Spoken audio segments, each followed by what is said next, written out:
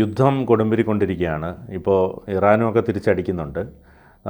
ഇപ്പോൾ ഖത്തറിലെ മറ്റേ അമേരിക്കൻ സൈനിക കേന്ദ്രത്തിന് നേരെയൊക്കെ ആക്രമണം നടത്തിയിട്ടുണ്ട്. ഇസ്രയേൽ തിരിച്ച് ഇറാനെ അടിച്ചിട്ടുണ്ട്. അപ്പം യുദ്ധം കൊടുമ്പിരിക്കൊള്ളുകയാണ്. അമേരിക്ക യഥാർത്ഥത്തിൽ സന്തോഷിക്കുകയാണ്. പക്ഷേ ഇനിയൊരു സമവായത്തിനുള്ള സാധ്യതയുണ്ട്. അതുമാത്രമല്ല, ഇപ്പോൾ ഈ ഇറാന് തുറുപ്പിയിട്ടുണ്ട് ഇന്ധനവുമായി ബന്ധപ്പെട്ട്. അതിൻ്റെ എന്തെങ്കിലും ഒരു തടസ്സം വന്നു കഴിഞ്ഞാൽ നമ്മൾ ഇന്ത്യയിലും ഒക്കെ അത് ബാധിക്കും. വിലക്കയറ്റവും ഇന്ധനവില ഇരട്ടിക്കുകയൊക്കെ ചെയ്യും. അപ്പോൾ ഇനിയൊരു സമവായത്തിനല്ല യുദ്ധം അവസാനിക്കാനുള്ള സാധ്യത കാണുന്നുണ്ടോ? അല്ല, നമ്മൾ ഏതാണ്ട് എല്ലാ ദിവസവും വാർത്തകളൊക്കെ കേൾക്കുന്ന സമയത്തോ അല്ലെങ്കിൽ രാവിലെ എഴുന്നേറ്റ് പത്രം വായിക്കുന്ന സമയത്തോ ഒക്കെ നമ്മളുടെ ഒരാശങ്ക വളരെ പ്രകടമാണ്. യുദ്ധം അവസാനിച്ചില്ലെങ്കിൽ നമുക്കെന്ത് സംഭവിക്കും കേരളത്തിലുള്ളവർ? അതാണ് പ്രധാനം. നമുക്ക് യുദ്ധവാർത്തയിലുള്ള പ്രാധാന്യം അതാണ്. അതെ, ഒരുപാട് കേരളീയരായിട്ടുള്ള പ്രവാസികൾ ഈ രാജ്യങ്ങളിലൊക്കെ ഉണ്ട്. അവരുടെ ജീവിതത്തിന് എന്ത് സംഭവിക്കും? നമ്മളുടെ ബന്ധുക്കളുടെ ബന്ധുക്കളോ ആരെങ്കിലുമൊക്കെ ആയിരിക്കും അതിൽപ്പെട്ട ആൾ. ഓരോ വ്യക്തിയെ സംബന്ധിച്ചിടത്തോളം അങ്ങനെ അവൻ്റെ ജീവിതവുമായി ബന്ധപ്പെട്ടൊരു പ്രശ്നമായിട്ട് ഈ ഗൾഫ് മേഖലയിൽ യുദ്ധം എപ്പോഴും മാറാറുണ്ട്. കാരണം നമ്മൾ ഒരുപാട് ഇപ്പോൾ ഇസ്രായേലിലായിക്കഴിഞ്ഞാലും ഗൾഫിലായാലും ഖത്തറൊക്കെ ഇതിൻ്റെ പ്രശ്നത്തിൽ വരുന്നതാണ്. ഇറാനിൽ പോലും നമ്മളുടെ മലയാളികൾ ഒരുപാട് പേര് പലതരത്തിലുള്ള ജോലികൾ ചെയ്യുന്നുണ്ട്. അപ്പോൾ അവരുടെ ഒരാശങ്ക നമ്മളുടെയും കൂടി ആശങ്കയാണ്. ഒപ്പം പെട്രോളിൻ്റെ കാര്യം പറഞ്ഞു. പെട്രോളും ഡീസലൊക്കെ കിട്ടാത്തൊരു സാഹചര്യം വന്നാൽ വലിയ വിലക്കയറ്റം ആ കാര്യത്തിലുണ്ടാകും. നമുക്കിപ്പോൾ തന്നെ ജീവിക്കാൻ ബുദ്ധിമുട്ടാണ്. ഇനി വീണ്ടും വിലക്കയറ്റം ഉണ്ടായിക്കഴിഞ്ഞാൽ പെട്രോളിനും ഡീസലിനും മാത്രമല്ല വില കയറുന്നു. പെട്രോളിനും ഡീസലിനും തീ പിടിച്ചാൽ പിന്നീട് ഉപ്പ് തൊട്ട് കറുപ്പൂരം മുഴുവൻ സാധനങ്ങളുടെയും വില കൂടും. നമ്മുടെ ജീവൻ ദുസ്സഹമാകും. ബസ്സിൽ പോലും നമുക്ക് മര്യാദയ്ക്ക് യാത്ര ചെയ്യാൻ പറ്റാത്ത സാഹചര്യങ്ങൾ. ഇതാണ് നമ്മളുടെ ഭയം. നമ്മൾ ആഗ്രഹിക്കുന്നത് എങ്ങനെയാണ് യുദ്ധം അവസാനിക്കത്തില്ല. അപ്പോൾ ഇതിനിടയ്ക്ക് പല സമയത്തുമായിട്ട് വെടിനിർത്തൽ നിലവിൽ വന്നു എന്നൊക്കെ പറഞ്ഞ വാർത്ത നമ്മൾ കേട്ടില്ലേ? അത് കഴിഞ്ഞതിന് ശേഷം ഇവന്മാരെ അങ്ങോട്ടും ഇങ്ങോട്ടും ആക്രമിക്കുന്നുണ്ടെന്നുള്ളത് നമ്മൾ കേൾക്കുന്നുണ്ട്. ഒരു വ്യവസ്ഥയില്ലാത്ത ഒരവസ്ഥയാണ് ഇപ്പോൾ യഥാർത്ഥത്തിൽ നിലനിൽക്കുന്നത്.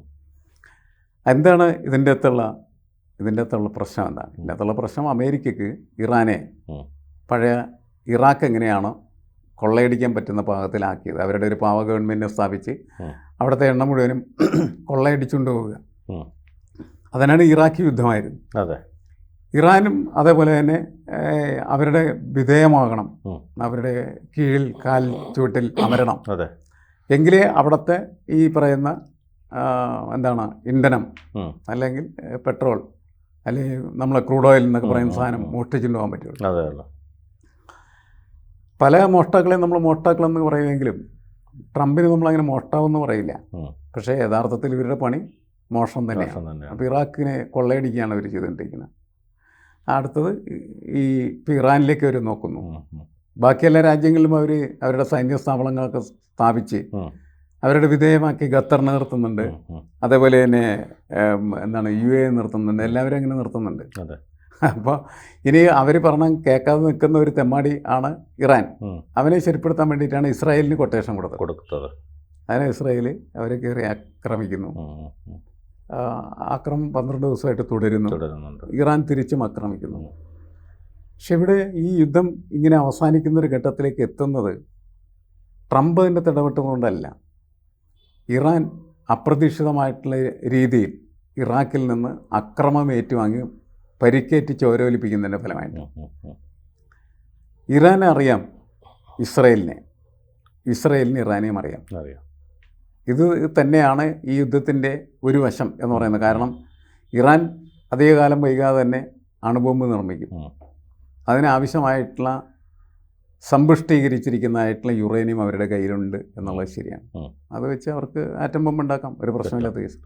ആറ്റം ബോംബ് ഉണ്ടാക്കി കഴിഞ്ഞാൽ അതെക്കാലത്തും ഇസ്രായേലിന് ഭീഷണിയാണ് എന്ന് ഇസ്രായേൽ വിശ്വസിക്കും. കാരണം കേരളത്തിൻ്റെ ഒക്കെ അത്ര വലിപ്പമുള്ളൊരു സ്ഥലമാണ്. ഒരെണ്ണം കൊണ്ടുപോയിട്ടാൽ പിന്നെ ഒരു ജൂതന് ഈ ലോകത്തുണ്ടാവില്ല, അതുമാതിരി നശിച്ചു പോകും. അത് അവർക്ക് കൃത്യമായിട്ട് അറിയാവുന്നതിൻ്റെ പേരിൽ ഇവരെ ആറ്റം ബോംബ് ഉണ്ടാക്കുന്നതിന് മുമ്പ് തന്നെ ഇല്ലാതാക്കാനായിട്ട് പരിശ്രമം നടത്തുന്നു എന്ന് മാത്രമേ നമ്മൾ അതിനകത്ത് കണക്കാക്കേണ്ട ആവശ്യം.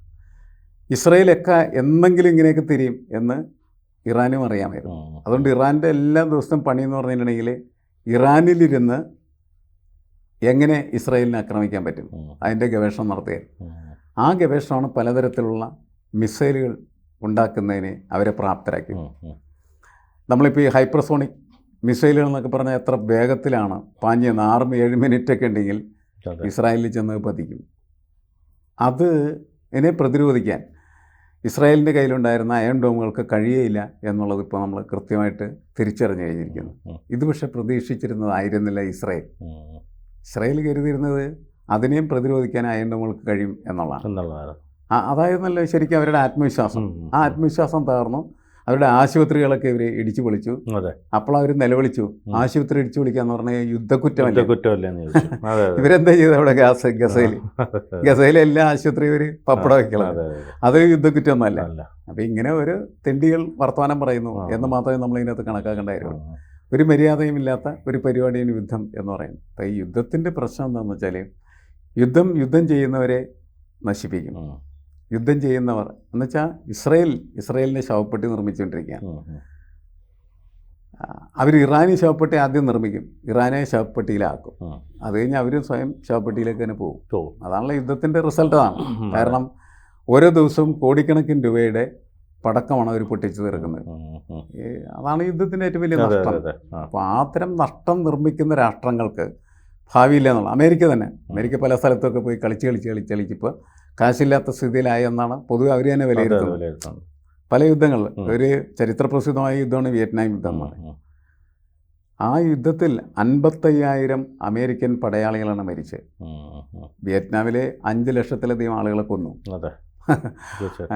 ഭീകരമായിട്ടുള്ള യുദ്ധമായിരുന്നു. പക്ഷേ അവിടെയും അമേരിക്ക അവസാനം പരാജയപ്പെടുകയാണ് ചെയ്തത്. അഫ്ഗാനിസ്ഥാനിൽ പരാജയപ്പെട്ടു, ഇറാഖിലും പരാജയപ്പെട്ട അവസ്ഥയാണ്. ഇപ്പോൾ കൊള്ളയടിച്ച് കുറേ സമ്പത്ത് കൊണ്ടുപോകുന്നു എന്നുള്ളത് ശരിയാണ്. ഇപ്പോൾ അതിനേക്കാളൊക്കെ മോശമായിട്ടുള്ള ഒരു പരാജയത്തിലേക്കാണ് ഇറാനിലെ കാര്യങ്ങൾ പോകുന്നത്. കാരണം അത് വിജയിച്ചെന്ന് പറയാൻ പറ്റില്ല. പക്ഷെ അവരിപ്പോൾ ഈ B-2 ബോംബർ വിമാനങ്ങൾ ഉപയോഗിച്ച് വലിയ ബസ്റ്റർ ബോംബുകളൊക്കെ ഇട്ടു. അത് ഇറാൻ്റെ ഈ ആണവ നിലയങ്ങൾ തകർത്തോന്ന് ചോദിച്ചാൽ തകർത്തിട്ടില്ല, ഇതുവരെയായിട്ടും തകർന്നിട്ടില്ല. തകർക്കാൻ ശേഷിയുള്ള ബോംബുകളാണ്. ആ ബോംബുകൾ കൊണ്ട് ഇട്ടിട്ട് പിന്നിഞ്ഞ് ഇടുന്നില്ല എന്നുള്ള രീതിയിലാണ് നിൽക്കണം. അപ്പോൾ ഇവർ തമ്മിലിപ്പോൾ അവസാനം ഒരു തീർപ്പിലേക്ക് എത്തിക്കൊണ്ടിരിക്കുന്നതെന്ന് നമ്മൾ മനസ്സിലാക്കേണ്ടത്. കാരണം അമേരിക്ക ഇറാനിൽ ബോംബിട്ടു, ഇറാൻ തിരിച്ച് അമേരിക്കയുടെ സൈന്യ താവളത്തെ ആക്രമിക്കുന്നു. എവിടെ? ഖത്തറിലുള്ളത് അല്ലേ? അത് ആ ആക്രമണം നടത്തുന്നതിന് മുമ്പ് തന്നെ അവരെന്ത് ചെയ്യുന്നു? പരസ്യമായിട്ട് പറയുന്നു, ഇത്ര സമയത്തിനുള്ളിൽ നിങ്ങളുടെ താവളം ഞങ്ങൾ ആക്രമിച്ചിരിക്കും, നിങ്ങൾക്ക് വേണമെങ്കിൽ അവിടെ നിന്ന് അത്യാവശ്യമുള്ള സാധനങ്ങളൊക്കെ എടുത്ത് മാറ്റാം. അമേരിക്ക അതൊക്കെ എടുത്ത് മാറ്റി ഇവർ ആക്രമിച്ചു. അവരുടെ മിസൈൽ കൃത്യമായിട്ട് ചെന്ന് പതിച്ചു, തകർന്നു. ചെറിയ എന്തൊക്കെ നഷ്ടങ്ങളൊക്കെ ഉണ്ടായി, കാരണം മറ്റൊക്കെ എടുത്ത് മാറ്റിയിട്ടുണ്ടായിരുന്നില്ല. അതുകൊണ്ട് വലിയ നഷ്ടങ്ങളില്ല, ആൾനാശമില്ല. മരുഭൂമി പോലെയുള്ള പ്രദേശമാണ്, അങ്ങനെ വിഷയങ്ങൾ. പക്ഷേ ഇറാൻ്റെ പ്രശ്നം എന്താണെന്ന് വെച്ച് കഴിഞ്ഞാൽ അമേരിക്ക ഇറാനെ ആക്രമിച്ചാൽ ഇറാൻ അമേരിക്കയും ആക്രമിക്കും എന്ന് ഇറാനികളെ ബോധ്യപ്പെടുത്തി കൊടുക്കുക എന്നുള്ളത് അവരുടെ ഒരു പ്രശ്നമായി. ആ ആത്മവിശ്വാസം ഉയർത്താൻ വേണ്ടിയിട്ടാണ് അതൊക്കെ നടത്തിയിരിക്കുന്നത്. പൊതുവെ തോന്നുന്നത് യുദ്ധം അവസാനിക്കുന്ന ഘട്ടത്തിലേക്ക് എത്തിയിരിക്കുന്നു എന്നാണ്. കാരണം ഇസ്രായേലിന് നിൽക്കക്കള്ളിയില്ലാത്തൊരു സ്ഥിതി വന്നിട്ടുണ്ട്. ഇറാന് ഒരുപാട് നഷ്ടങ്ങളുണ്ടായിട്ടുണ്ട്, ഒരുപാട് പേര് മരിക്കുകയൊക്കെ ചെയ്തിട്ടുണ്ട്. പക്ഷേ നിൽക്കക്കള്ളിയില്ലാത്ത സ്ഥിതി അവർക്കില്ല. ഇസ്രായേലിൻ്റെ സ്ഥിതി അതല്ല. ഇസ്രായേൽ എല്ലാവരും അടിക്കാൻ ശേഷിയുള്ളവരാണ് എന്ന് പറഞ്ഞ് നടന്ന് അവസാനം നാട്ടുകാരുടെ തല്ലുകൊള്ളുന്ന സ്ഥിതിയിലേക്ക് എത്തിയിട്ടുണ്ട്. ആ സ്ഥിതി എത്തിയപ്പോഴാണ് ഇത് അവസാനിപ്പിച്ചാൽ മതിയെന്ന് ഇസ്രായേലിന് തോന്നി. ഇസ്രായേൽ അതുകൊണ്ടാണ് അമേരിക്കയോട് പറഞ്ഞത്, നിങ്ങൾ എൻ്റെ ചേട്ടൻ നോക്കിക്കണമെന്നാണ്, എന്തെങ്കിലും ചെയ്ത് ഞങ്ങളെ സഹായിക്കുന്ന പറഞ്ഞിട്ടാണ് ഈ ട്രംപ് എന്ന് പറയുന്ന കോമാളി, അയാളെ കോമാളി എന്ന് തന്നെ വിളിക്കേണ്ടത്, അയാൾ കൊണ്ട് ഒരു ബോംബിട്ട് ഇങ്ങനെയൊക്കെ ബോംബിടാനായിട്ട് ഞങ്ങൾക്ക് പറ്റും കേട്ടോ എന്ന് ഇറാനോട് പറയുകയൊക്കെ ചെയ്തു. ആ സ്ഥിതിയിൽ ആ കാര്യങ്ങൾ എത്തിയിരിക്കുന്നു എന്നുള്ളതാണ്. അതല്ലാണ്ട് ഈ വിഷയത്തിൽ സത്യസന്ധമായ ആത്മാർത്ഥമായിട്ടുള്ള ഇടപെടൽ എന്ന് പറയുന്നത് ഉണ്ടോ എന്ന് ചോദിച്ചാൽ ഇല്ല എന്നാണ് നമുക്ക് തോന്നുന്നത്. പക്ഷേ ഇതൊക്കെ ഒരുതരം ലോകത്തിനോടും ലോക ജനതയോടുള്ള അതിക്രമമായി മാറുകയാണ് ചെയ്യുന്നത്. ഈ കൊന്ന മനുഷ്യരെ ഇവർക്ക് ജീവൻ കൊടുത്ത് തിരിച്ചുകൊണ്ടുവരാൻ പറ്റില്ല. ഇത്രയും ആളുകളാണ് ഇവർ കൊല്ലുന്നത് യുദ്ധത്തിൻ്റെ പേരിൽ.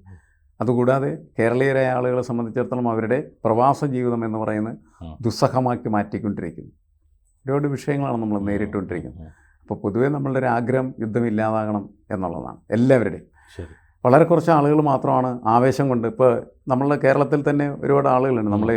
നമ്മുടെ ഈ സോഷ്യൽ മീഡിയയിലൊക്കെ നോക്കുമ്പോൾ മനസ്സിലാവും, ഇസ്രായേൽ ഇറാൻ ആക്രമിക്കുമ്പോൾ ആഹ്ലാദിക്കുന്നവർ അവരുടെ വീടിന് മുമ്പിൽ ഒരു പടക്കം പൊട്ടിക്കും. അത് ഒരു മുസ്ലിം വിരോധത്തിൻ്റെ ഫലമായിട്ട് രൂപപ്പെട്ടു വന്നിരിക്കുകയാണ്. അതുപോലെ തന്നെയാണ് തിരിച്ചോട്ട് അല്ലേ തിരിച്ചും ഇറാൻ ഇസ്രായേലിൽ ഒരു മിസൈൽ പൊട്ടിച്ചു കഴിഞ്ഞാൽ ഉടനെ എന്ത് ചെയ്യും, മുസ്ലിങ്ങളൊക്കെ ആഹ്ലാദപൂർവ്വം ഘോഷയാത്ര നടത്തും.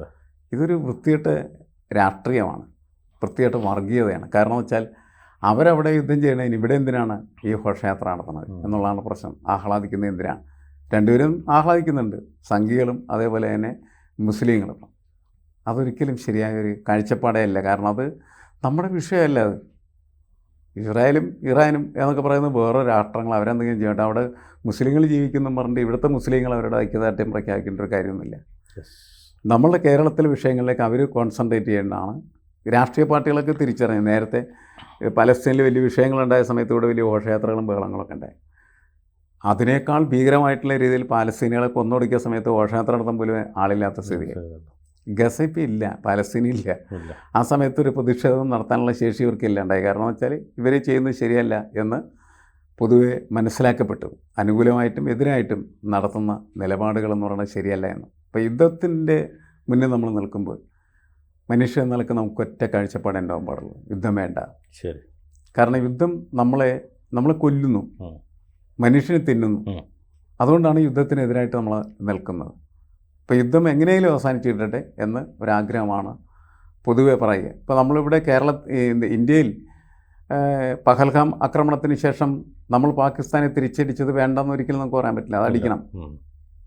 കാരണം അവൻ നമ്മളുടെ രാജ്യത്ത് വന്ന് വൃത്തികേട് കാണിച്ചിട്ട് നമ്മൾക്കെതിരെ ഭീകരപ്രവർത്തനം നടത്തിയിട്ട് അവരെ വെറുതെ വിടുക എന്ന് പറയുന്നത് അല്ല ഈ യുദ്ധം വേണ്ട എന്ന് പറയുന്ന ആശയത്തിൻ്റെ പിന്നിലുള്ളത്. അവനെയൊക്കെ അടിക്കണം. അത് നമ്മളന്ന് ചെയ്ത പരിപാടികളൊക്കെ അല്ലേ, അത് അങ്ങനെ തന്നെ ചെയ്യേണ്ടതാണ്.